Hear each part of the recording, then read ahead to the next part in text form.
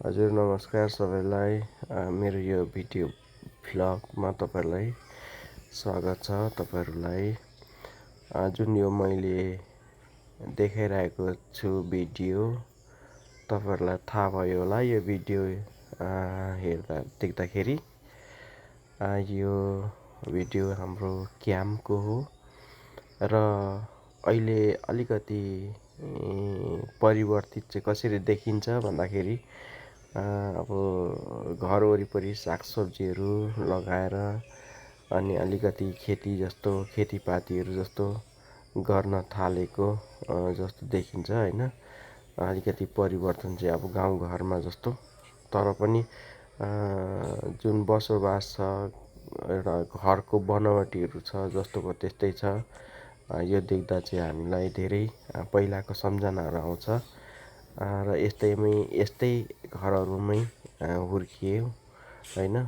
र त्यसै कारणले गर्दाखेरि त्यो बेलाको एउटा जीवन, हाम्रो लाइफ यात्रालाई हामी कहिले बिर्सेको पनि छैन। हेर्नुहोस् त अहिले जुन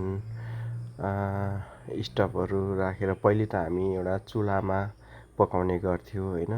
पहिले भनेको यसरी बिजुली बत्तीहरू दिन्थेन, हामीले चुल्हामा बनाएर पकाएर खानु पर्थ्यो। तर अहिले अलिकति परिवर्तित चाहिँ कसरी देखिन्छ भन्दाखेरि बिजुली बत्तीहरू दिएको छ र त्यसबाटै ग्यास चुल्हाहरू राख्न पाइएको छ। त्यसरी नै अहिले बसोबास गरिरहनु हुने यहाँका दाजुभाइ दिदीबहिनी र आमा बुवाहरू यसरी नै स्टिल उहाँहरूको लाइफ यसरी नै स्पेन्ड भइरहेछ। तर झुपडीहरू अब त्यस्तै छ हैन, बसोबासहरू त्यस्तै छ। हामीलाई धेरै याद आउँछ यो झुपडीहरू देख्दाखेरि हैन। हामीले धेरै कठिनाइहरू, गर्मीहरू, जाडोहरू हामीले पार गऱ्यौँ। यस्तो ठाउँबाट हामी बाँचेर आयौँ। कतिजनाको त यही ठाउँमा मट्टीमा मिल्न पुग्यो भनौँ। अब